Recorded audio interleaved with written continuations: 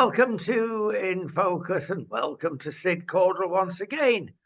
And I know it's getting boring, us saying all the time that things are getting worse. The merry-go-round is going round faster, but it's true. So we'll skip in and out things today and leave the viewers with some, thoughts. We're going to start with the WHO because they're planning our future as the big controllers.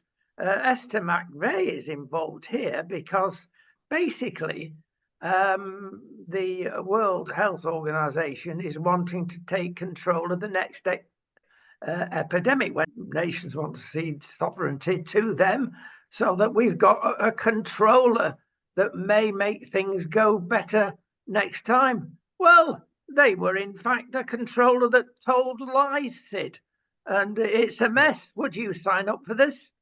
No, I totally agree with you. I mean, I was very, very annoyed with the World Health Organization. Firstly, because they basically told us that the pandemic had come from bats and from a market, and they knew full well it had come from a lab in Wuhan. But anyone that said that it came from a lab in Wuhan was silenced, and we're told it's a conspiracy theory, and so on and so forth. They're now saying, "Oh no, sorry, we're wrong. It did come from the lab in Wuhan." Then the World Health Organization told us that there's no evidence of human-to-human transmission when the virus was already rife in China. And China was banning internal flights from Wuhan, but they were allowing international flights from Wuhan. But the World Health Organization, far from clamping down on China and saying what on earth is going on, was basically telling the world, "Oh, there's nothing to worry about. Everything's fine." It's just they were giving, like you say, false information over and over again. And then there's the drugs. I mean, we now know that ivermectin and hydroxychloroquine treated the disease perfectly well and perfectly effectively. But the World Health Organization were telling us, "Oh no, those drugs are dangerous. Don't take them. They'll do a lot of harm." I mean, it's just one thing after another where they were giving false information. And far from saying, "Oh, I'm sorry, yeah, we got that wrong. I'm very sorry, and we're doing some investigation to find out, where things went wrong." And far from doing that, they're saying, "Oh no, it's give us more responsibility, give us more trust. Next time, don't let governments make any decisions at all. Let us take decisions for the whole world." I mean, my answer to that is no. Who's behind all this, Sid, in your opinion? So, because some great power or collection of countries or great powers are behind it, are they?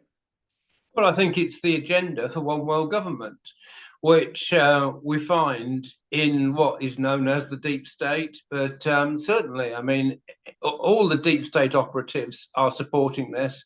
I mean, Tony Blair is undoubtedly one individual who's got his own international organization, which he's set up, encouraging nations to work together. And, we shouldn't be taking decisions with nations on their own. We need more international cooperation. There's the World Economic Forum, which undoubtedly is also part of the whole engine behind it. Which, interestingly enough, Rishi Sunak's also part of the World Economic Forum. And when they first introduced this idea that in a future pandemic, the World Health Organization should make all the decisions, there was no governments dissenting. But there were organizations that found out what was going on and started to launch a big campaign against it. So thank God for them. We move on to Northern Ireland. Sir Geoffrey Donaldson, this happened about a week ago. We've been holding our fire on this one, Sid. We wanted to see developments. We were both convinced that we would have some developments by then, but things are being kicked into the long grass now, which is quite usual in politics these days. Now, he was the shining light of the DUP. Most people are Christians within the DUP setup. And he seemed to be, in his own way, faultless. But there we go. We get a scandal here. Lots of them about at the moment with historical sex offences, apparently. A 57-year-old woman has been accused for aiding and abetting. It's a bit like Ghislaine and Epstein. I hope it isn't, but my goodness me, it looks that way, doesn't it? Well, I don't know. I mean, from what I've been told, he is Jeffrey Donaldson is strenuously denying that he's done nothing wrong and claiming that he's completely innocent. But I don't know. I mean, I honestly don't know the truth behind it. I mean, the thing is with Ghislaine Maxwell and Epstein, I mean, we weren't talking about one case.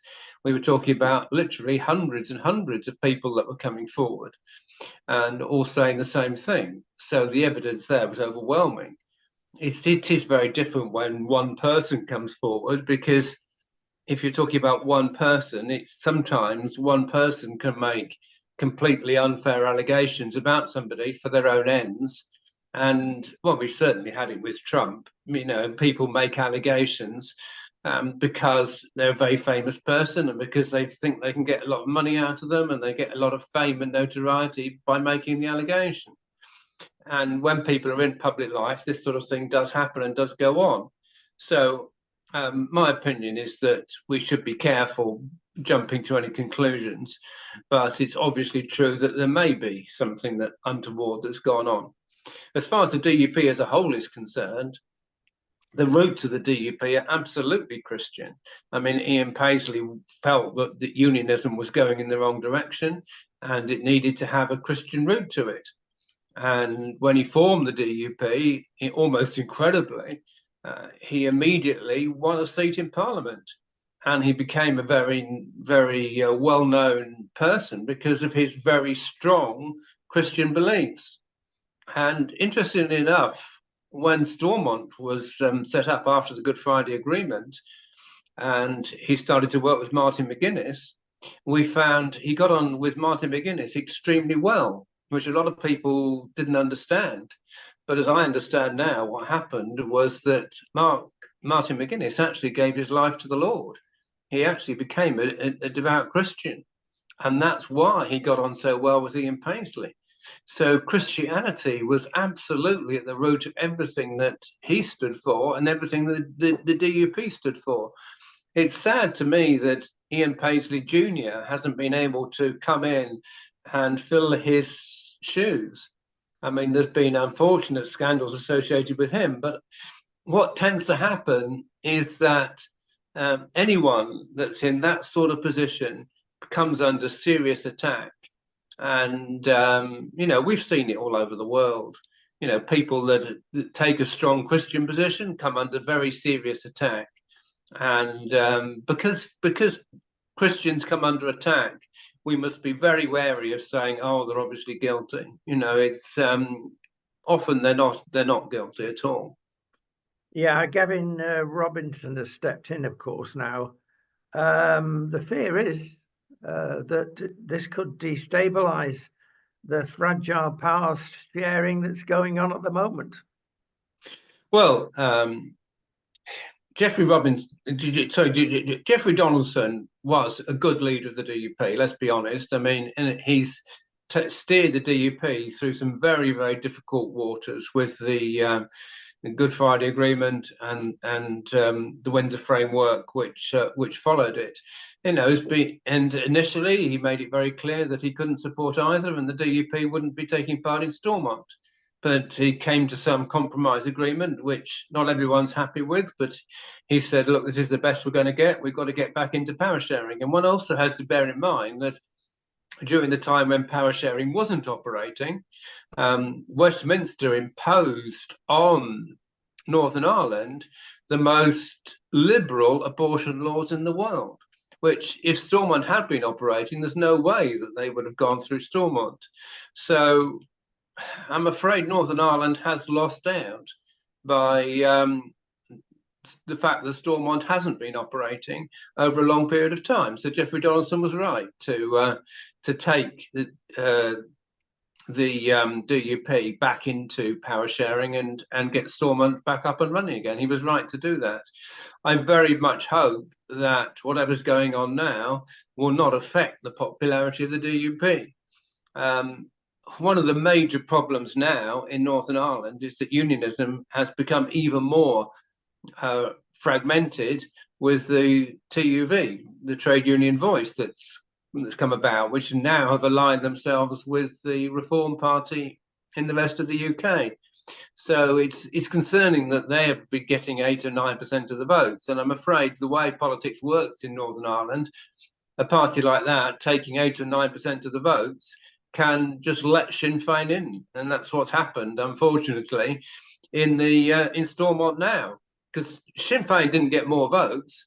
It's just that unionism was fragmented and the DUP got less. It's a crying shame if you think about it, Sid. You've got Scotland and Wales, who are real outliers. They're coming up with some bizarre decisions how to govern their kingdom. And their dear old Northern Ireland is well on side with the United Kingdom. We should be supporting them a lot more, shouldn't we? Well, absolutely, but far from supporting them, we've been using them as guinea pigs, essentially. And also, what's happened with the European Union is not good either, because basically the agreement they've come to now is that we'll align ourselves with the EU, so that which basically means that having a soft border between Northern and Southern Ireland doesn't matter. And that's sort of been taken, that decision's been taken behind closed doors. It came to light, it's only really come to light with the budget. Jeremy Hunt announced that there was going to be an increase in the threshold for registering for VAT, which was 85,000. He says it's being increased to 90,000. But people are saying, well, hold on a minute. Because if you take inflation into account, that 85 should go up to 125,000 as the VAT registration threshold. But he said, well, privately, apparently, he said, I can't do that because we haven't got permission from the EU to do that. And we have to align ourselves with the EU. And under EU rules, it can't go above 90,000. It's like, oh, really? But we've left the EU. But there's a problem with Northern Ireland, you see, and we've agreed that we'll align ourselves with the EU as far as these rules are concerned, so it doesn't affect Northern Ireland. Oh, really? I mean, so there's your agreement behind closed doors with people not realising the effect of it. Yep, if that's a difficult situation, let's move over to Gaza. Israel v. Gaza sounds like the ultimate in football match, doesn't it? More of that shortly, actually. But we've got a situation there and throughout the world when one sees marches, and it's getting on people's nerves, the marches that are going on every weekend in the United Kingdom. It's awful, but the authorities are too weak to do anything about it. You see a pro-Israel march, and it's quiet, conducted peacefully. With a modicum of posters and accusations. Then you look at the pro-Palestinian marches. They're full of hate, let's be honest. They're full of disgusting football match type chants. That's one thing. The second thing I want to mention are the figures coming out from Hamas, of course, in the Middle East about the number of deaths, rapes, etc., injuries, etc. And the world seems to have taken on believing them. There's been a study actually this last week in the United States by an eminent professor that's gone through all the figures, all through the stats, and he's worked out that between Tuesday and Wednesday in one particular week, 29 people were actually resurrected from the dead. You can prove this statistically, mathematically, and you can have a good idea of the falsehood of figures or the truth of figures. Why we suddenly believe, we never have done in any other war worldwide for millennium, obviously you're going to massage the statistics, but nobody even dare say, oh, they've massaged the stats. Of course they have. Another important question around this should be asked. There's plenty of Arab states, and they're supposed to be Arabs and Arabs on the side of Arabs, that could solve a lot of things, like Egypt, like Jordan, especially the former Egypt. Oh, we're not taking any of these people that are fleeing from this dreadful situation. No, they can go to Northern Europe. Sid, we're in a dystopian world. Yes. Now, I think the first thing that needs to be said is that Hamas are claiming that some 32,000 people have died. 70% of them are women and children. That's what they're claiming. Bearing in mind that there's over 2 million people in Gaza, to claim, even if those figures were true, to claim that that amounts to genocide is just utter nonsense. I mean, if it was genocide, then the Israelis would be trying to kill as many Palestinians as they could kill. And they would have at least killed 500,000 by now in order to wipe out the Arab population. We saw genuine genocide in Rwanda, where they were actually wiping out a whole tribe. And literally millions of people were getting killed because the genuine genocide was going on. A similar thing was happening in Syria with Islamic State, when they were literally trying to kill all Christians and all Yazidis and wipe them out, or sell them in a slave market.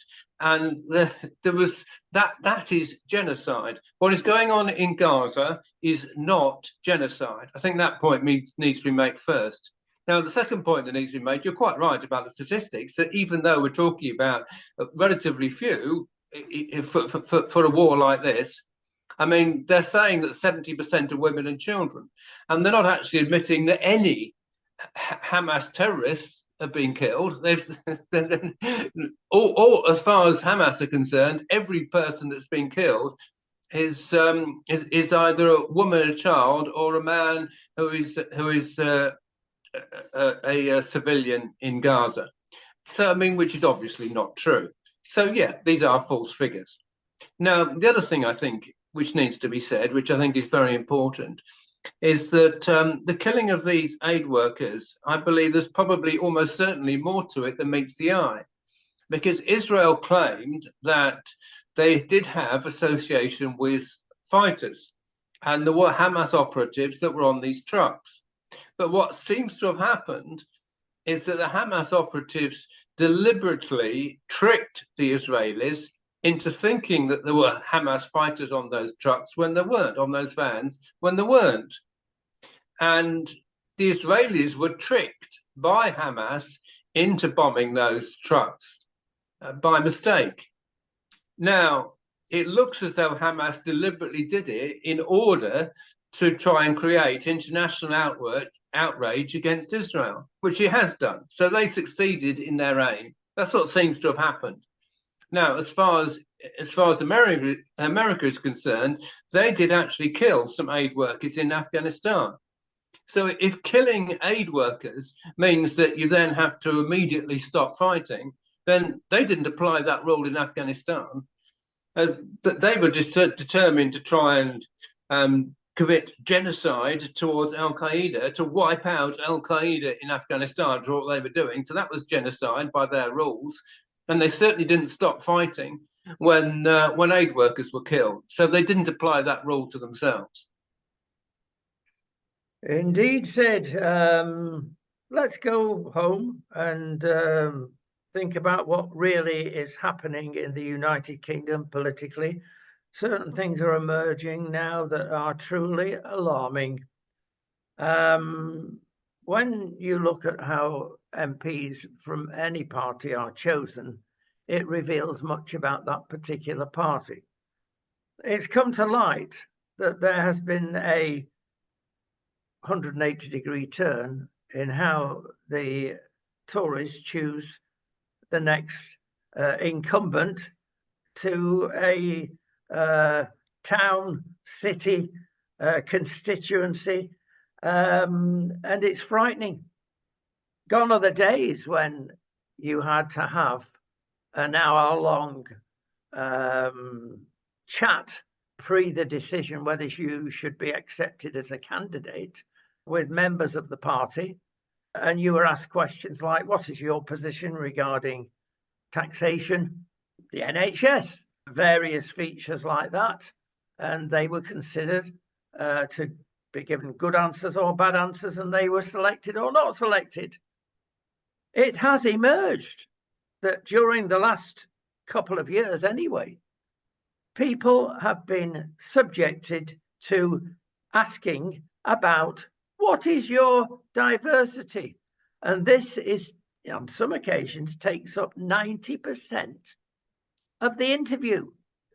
Now, we all know the DEI, diversity, equality, inclusivity thing.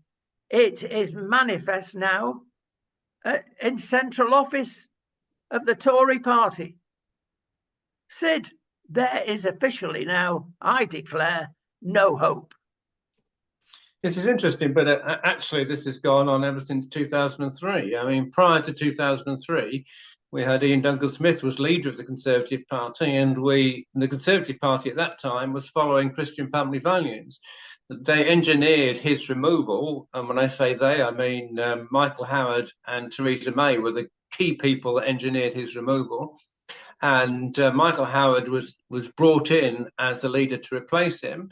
And he said people choose to lead their lives differently these days, and we've got to adapt our policies accordingly. And that was out with Christian family values, in with New Age liberal values.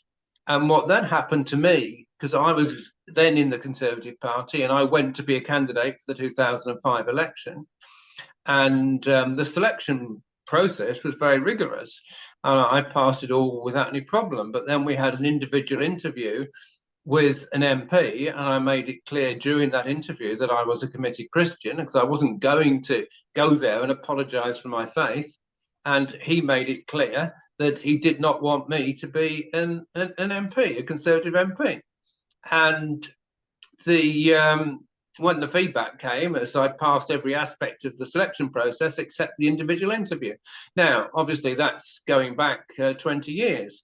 What's going on now is the whole process may have become a lot more overt. Then it was quite subtle. It was just like, we're looking for homosexuals. I mean, I said actually, by the way, after that selection process, that if I'd gone in with a dress and said that I was a transvestite, I would have been immediately accepted. They were looking for homosexuals. They were looking for Muslims or Hindus or people from other religions, because they wanted to make the Conservative Party, inverted commas, more diverse. That was going on then. But I wouldn't be at all surprised if the process hasn't accelerated since. I do think, by the way, that if Liz Truss had done the right thing, shall we say, and been a lot and taken the Queen's advice, because apparently the Queen actually said to Liz Truss, pace yourself.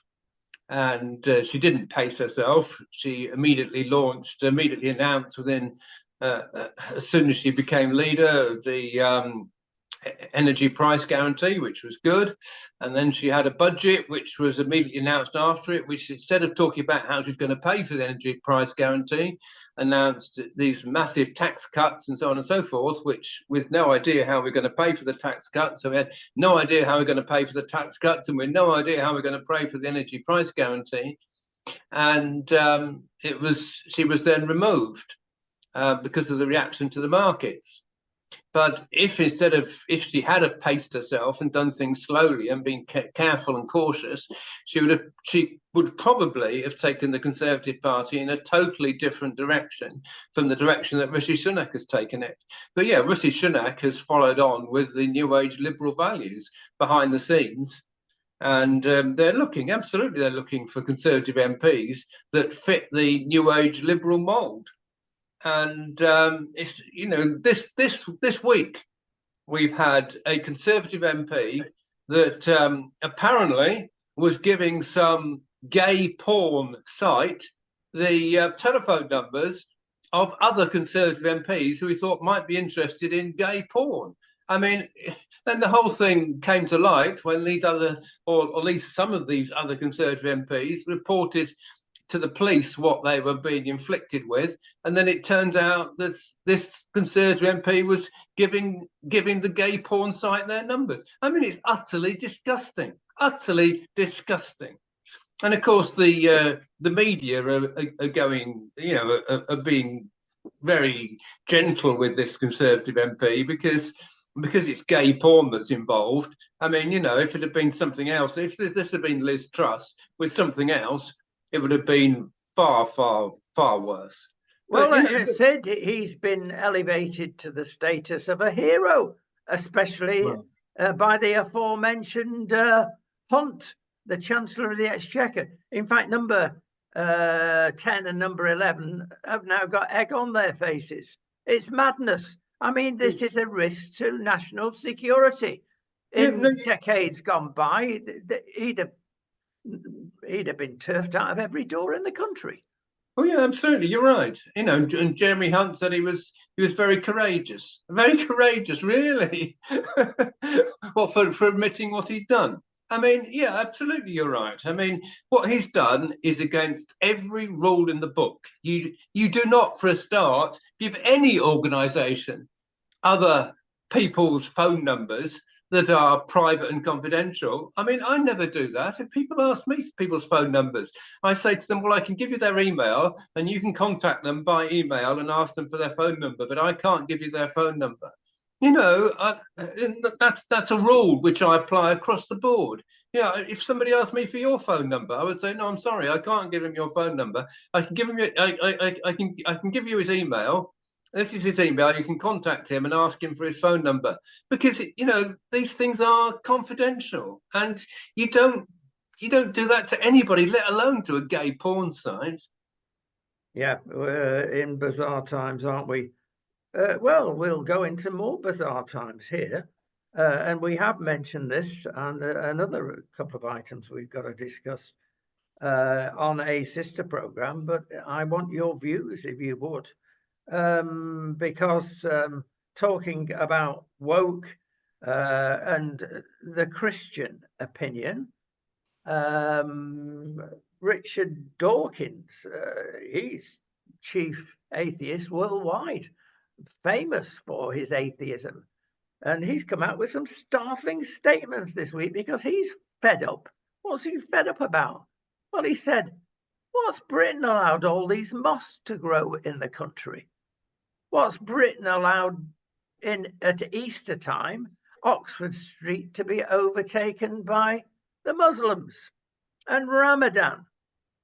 Now, with a view from the inverted commas enemy like this, you think, wow, does he get it? Apparently he does. He's got even further. And he's saying, basically, given the choice between Islam and Christianity, 99% of the time, it's Christianity that he would vote for, because it's completely different, comes from a completely different aspect. What's your view on that? Well, he's right, of course, but I've always thought that Richard Dawkins was on a journey. You see, he's a very clever man, Richard Dawkins, and you listen to his debates and the way he argues, he's very clever, but he's also taken on in debate some very clever Christian debaters who I think sometimes he's struggled to answer the points that they're making. And he's shown them an enormous amount of respect. Debating with them, he's shown them an enormous amount of respect. So it's not surprising that he begins to think, yeah, okay, there's some truth in what these people are saying. But then when it comes to debating Muslims, you've got something completely different, because I'm afraid Islam as a religion does not stand up to rigorous debate. And we won't, I've gone into some of the detail in the past. I won't go into the detail in this program, but that is the reality. It doesn't stand up. Sid, it's always portrayed the Muslim religion as an Abrahamic religion were all coming from the same base. Is the Islamic God the same as the Christian God fundamentally? No, absolutely not. You see, because it's interesting. God said to Moses, Moses said to him, "What is your name?" And, who shall I say sent me? And God said to him, "I am that I am." You say, "I am has sent me," which is Yahweh. And he said, "This is the name by which I will be known throughout all generations." Muhammad never used that name and apparently never even knew that name. Instead, what he referred to, Allah. Allah means literally the God. Now, see, Yahweh is a personal name. So it's the name God said by which I will be known. And interesting enough, Jesus also used that same name and said, he actually said, "Before Abraham was, I am." So Jesus said, that's when Jesus said that he was God. Now, you say, well, who is Allah? So that's just a general name. That's just saying this is the God. So who is the God? Well, interesting enough, you see Muslims actually pray towards Mecca. So why do they pray towards Mecca? They say, well, that's where the Kaaba is. Well, what's unique about the Kaaba? Well, it has in it the black stone. What's the black stone? The black stone's a meteorite that came down from heaven, and everyone started worshipping because it came down out of the sky. So you say, okay, so and the black stone was worshipped long before Muhammad came on the scene. So he took on board worship of the black stone. And Muslims pray towards the black stone, and also when they go to Mecca, they circle round the Kaaba and kiss the black stone. That's what they do. So you can say to a Muslim, well, why do you pray towards Mecca? The answer is they're praying towards the stone. Now, if you tell me that that is the same God that Christians worship, it's obviously complete and utterly false. Now, in the Quran, there are references to Abraham and there's references to Moses, but most of the references come from other extra biblical literature, and there's a lot of massive historical errors. For instance, it says that the sister of Moses, who is Miriam, was the mother of Jesus, which is like 1,500 years out. That's a reference in the Quran, which is historical nonsense. There's numerous references in the Quran which are historical nonsense. It also says, by the way, that Jesus was not crucified. It said, as for those who say that we've killed Messiah, son of David, they killed him not, neither did they crucify him, which was made to appear so. And his appearance was put over another man. That's Surah 4:157. Now, which itself is problematic, because they say, well, the appearance of Jesus was put over another man. So that means that Allah deceived people into thinking Jesus was crucified when he wasn't. So I've actually said to a Muslim, that means that Allah's responsible for Christianity by deception. And it's like, which then it says, and those who differ are full of doubts. No one's full of doubts that Jesus was crucified. We celebrate Holy Communion in every period since Jesus' death in remembrance of the body and blood of Christ. So what it says is just nonsense. There's lots of major historical problems with the Quran, but no way is the Islamic God the same God as the Christian God. And by the way, the other thing is Jesus said, love your enemies, do good to those who hate you. And he said to Peter, put away your sword. Those who take the sword will perish by the sword. In the Quran, it says very clearly, kill the disbelievers, wage war against those who don't believe in Allah. As for those who disbelieve, cut off their heads. I mean, there's all these references in the Quran. How can it be the same God that says, kill disbelievers, cut off their heads, as saying, love your enemies, do good to those who hate you? It cannot be the same God. There we go. And we ourselves are going back over the pond. First of all, to Canada. And we've made reference to this a little earlier. It's about free speech and about genocide, which is the wiping out of a nation or a group of people within that nation. Well, apparently, the wonderful Justin Trudeau has now stated that through one of his judges, You only need to think about genocide, or we can pick up something on Facebook or YouTube or other social media where you appear to be saying something offensive. And if you even think about it, we can lock you up for life. Now, this is utter madness. Canadians feel the same way. 70% of Canadians, which in political terms is a mega proportion of the populace, wants to get rid of him. They're sick of walking up and down high streets and smelling pot. They're sick of these strange woke interventions happening every 5 minutes. Now, the election is due shortly. There's no way most people hope that he's going to get back in. How did he get in there in the first place? Why did people not look back at his father? He's really got it. Well, it's interesting. Often what happens in elections is that people vote against rather than voting for. And I think what's the mood in the UK, unfortunately, at the moment, is that we've got to get rid of the Tories. They don't think about, well, hold on a minute, what's coming? What are we going to bring in? What's Keir Starmer actually going to be like? What are his policies? And I'm afraid in Canada, they was like, we've got to get rid of the Conservatives that were in power. They made mistakes, they did things wrong, and that's how Justin Trudeau got elected. There's question marks in Canada over the veracity of the elections as well. I mean, which is, I'm afraid, a question marks now all over the world when they have elections. You say, are these really free and fair elections? Is the result really fair? It seems almost every country there's question marks. There were certain massive question marks in Brazil when they had their election as to whether that was a free and fair election. And so I don't know. It's you wonder whether the people in power manipulate the elections to make sure they stay in power. I mean, we know this goes on in communist countries all the time. We know it happened in Russia. We know it happened in Belarus.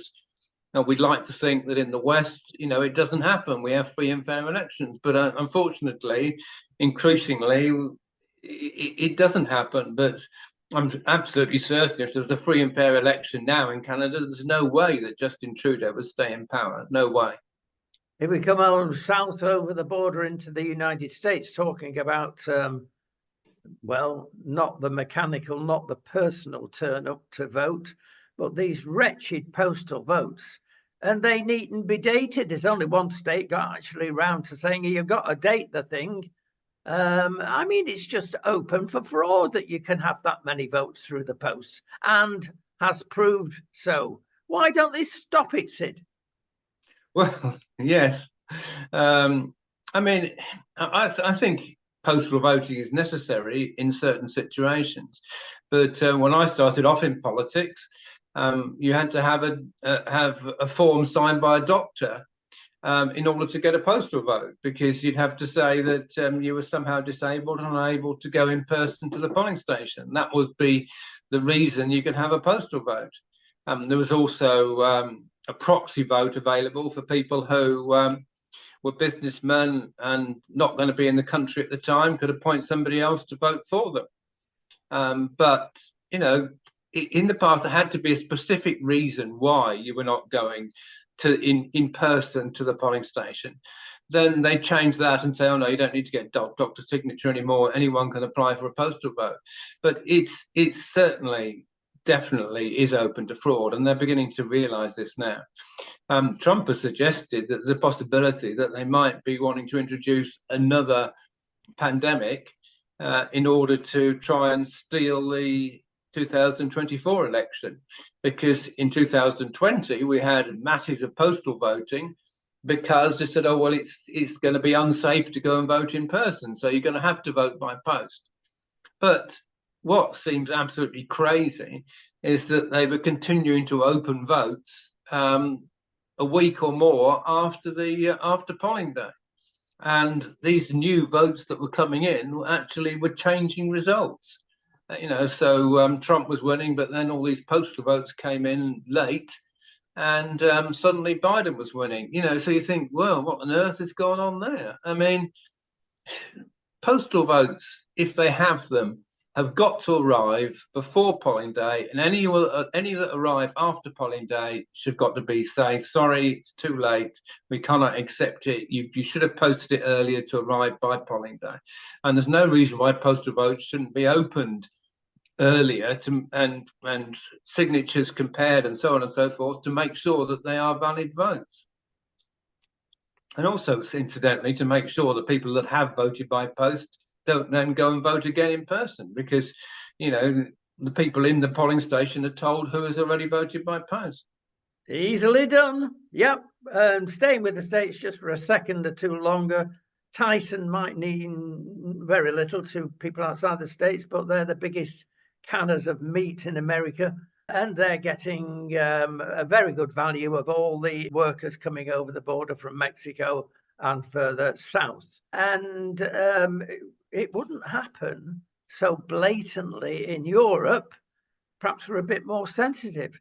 But my goodness me, whether the unions aren't strong in this particular industry in America, lots of people are now saying, right, you're sacking workers, you're employing illegals, we're not going to buy your tinned meat. Well, they've done it with Budweiser and Disney, in fact, very effectively. Perhaps they'll get round to doing Tyson. But this is outrageous, Sid, that you're getting rid of workers. Yes, you're saving between 10 and 20%. That's not going to kill your company. This will kill your company quicker than that. Yeah, this is a very difficult area because it's understandable that companies are going to try and look for some way of, if you like, cheating the system and getting their products out more cheaply. And there's a lot of companies that have turned to China and are actually producing goods in China because that's the cheapest way of doing it. But we do have to ask moral questions, and it's always important to ask moral questions. And one of the questions has to be, is this company treating their workers fairly, and are the people being employed legally, and are they legally entitled to be in the country? I mean, those questions have always got to be asked, and if the answer is no, then the company should be fined, frankly, heavily. And I believe that if goods are produced in China, then there should be tariffs imposed. There should be significant tariffs imposed, and this is what Trump did with his, because loads of people from America were going and producing stuff in Mexico because it was cheaper than producing it in the United States, and he imposed enormous tariffs on companies doing that to make them bring their factories back to the United States. And quite right. Let's move back finally, a couple of items to discuss. One very important that's in the breaking news territory. A lot more to come out of this one, and it's, of course, the transgender debate, which seems to have taken on a new stance because of Dr. Cass and her report. Your assumptions on transgenderism is based on shaky foundations. That's a nice way of putting it, isn't it? Certainly people under 25 should not be encouraged. Under 18, they shouldn't have these drugs, which are not legalized. The drugs that they are giving out they're not legal. They're experimental. This is awful, and the NHS are involved. Surprise, surprise. But I tell you what, people are covering up, even after this, the NHS. The language is not strident, it's very laid back. But it's clear to anybody with half a brain, Sid, that this is being driven by woke ideologues. They've been driving it for decades, even to the extent that doctors, nurses, and other health professionals are actually saying, we don't really want to discuss that because it's dangerous territory. Now, that's another definition of freedom of speech. But anybody in the know has basic statistics like, why are there twice as many suicides when this sort of dysphoria is happening happening and indeed being encouraged by the NHS, who incidentally have got no money. But when it comes to finding money for transgenders, it's there in shed loads. Everybody's frightened of toxic debates. As aforementioned, the NHS professional health people. There are certain other groups that have got to be questioned that on the face of it seem okay. There's a group called LGB Alliance. Now, this was set up originally, allegedly, to combat LGBT propaganda. We must look after our homosexuals and our gays and transgender people without the stridency as LGBT. Well, you can understand and sympathize, maybe. Now, we're talking about gender dysphoria in all this. I've got some quotes here that perhaps say it all. First one is from LGB Alliance, who, in one sense, are the good guys, but look where it's coming from. Their intention is to make gay and lesbians, well, I'll read it, to grow up to be happy and well adjusted. Lesbians, gay, men, or bisexuals. Now, we come across a lot of lesbian and gay people in our industry. Some of them are extremely talented. And it just seems to attract that sort of person. We don't discriminate. They are welcomed on board if they can do the job. So there's no discrimination from that point of view. But when you get to know these people, and anybody that issued a statement says well-adjusted lesbian, gay men or bisexuals, they want to get in a room with lesbians and homosexuals. They'll scratch their eyes out. In a lot of cases, it is not the normality from the Christian point of view. And factually, it's not normal.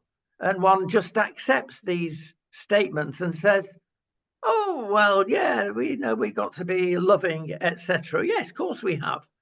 But let me finally go and look at what the Telegraph reported about Dr. Cass and what the dear old Guardian report. Talk about different perspectives. The Guardian says Dr. Cass and her findings were not intended to undermine the validity of trans or the rights of transitions, but to improve the case for the fast-growing numbers with gender-related distress.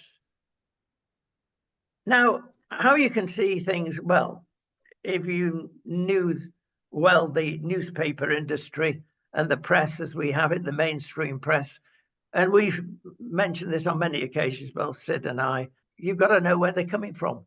That's almost supporting the case. Sid, it is difficult. There's a lot of hot air, a lot of lack of knowledge in all this. The Christian principle seems to be straightforward. Yes, I've actually read the report on this from the BBC, and it said Hilary Cass, those wanting gender care have been let down. That was their report. Now, you actually read the details, and it's true that she does say that those wanting gender care have been let down, but they've been let down by being pushed into having cross-sex hormones and puberty blockers and even sex change operations, rather than looking at the broader picture. But the impression you get from the headline is that we should be doing more to actually push them into these operations. But actually what Dr. Cass says is completely the opposite. And she actually says, yes, we need to look at the whole picture. So we need to look, for instance, to whether they've got autism or whether there's mental health problems, and why are people actually wanting to change gender? And she said we've got to take all the heat out of the discussion. Quite right. I mean, basically, her report is very good, but of course, like you say, the media try and make out that she's saying something very different from what she is saying. One of the things that struck me in her report, which I think is very, very illuminating, is the fact that just 15 years ago, only 15 years ago, I mean, which is what, 2009.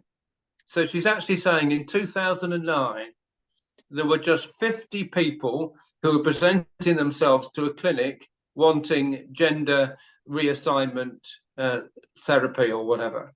She said that figure has gone up to over 3,000. I mean, so between 2009 and 2024, a problem that was affected 50 people now affects 3,000 people. And that is absolutely alarming. But you see, initially what the NHS was doing was saying to all of these people, yeah, here we are, have some cross-sex hormones, have puberty blockers, and yeah, we'll put you in for surgery. They weren't asking any sort of personal questions as to, okay, why are you presenting like this? You know, let's have a look at the whole picture. And to see, that's what has got to change, and I believe will change, frankly, because the government actually said that there can be no puberty blockers or cross-sex hormones given to under 18, and the NHS have said they're not going to give them, well, at least to under 16s, unless except in clinical trials. So progress is being made, thank goodness, but the liberal media aren't presenting it as, oh, they've gone down the wrong road, but they should be. They should be.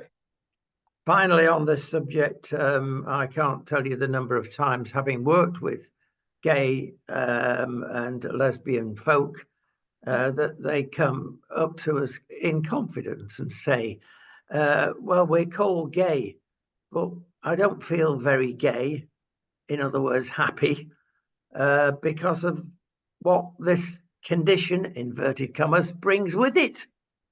They're not happy. And many of them, and that's got to be stated. Sid, finally, we've got to go out on football as we usually do, and it's not a good side of football because last night, of course, the European matches were played under a big cloud again because ISIS were threatening to blow everybody out of the stadiums. Can I highlight this and get some reality when people glibly support clearly wrong agendas? Not from their point of view, they think it's a good agenda. But ask yourself a question. If this is extreme Islam, let's look at extreme Christianity. You've never had a situation like this where extreme Christianity, however you want to name it, fundamentalism, reality, call it what you like. But the Christians don't go around saying, we're going to blow you up at a football match. Surely people see that? Apparently not, Sid. No, you're absolutely right. I mean, I often say a radical Christian is radically loving because Jesus, as I said earlier, says, love your enemies, do good to those who hate you, put away your sword. You know, we're told to love everyone. A radical Muslim is radically violent because the Quran says kill disbelievers, wage war against those who don't believe in Allah. As for those who disbelieve, cut off their heads, and so on and so forth. So, you know, not all Muslims are violent, but not all Christians are loving. I mean, that's the reality of it. But if you go radical, means the root, and that is the root of the Christian religion is love. The root of the Islamic religion is hatred. I mean, that is hatred of non-Muslims, I should say, not hatred of fellow Muslims, but hatred of non-Muslims. So, you know, yeah, absolutely. That is, you know, something that absolutely needs to be addressed and we have to face up to. Yeah. Thank you, Sid. Covered a lot of topics today. Time has completely gone. We've overrun. That makes a change. We'll see you next week.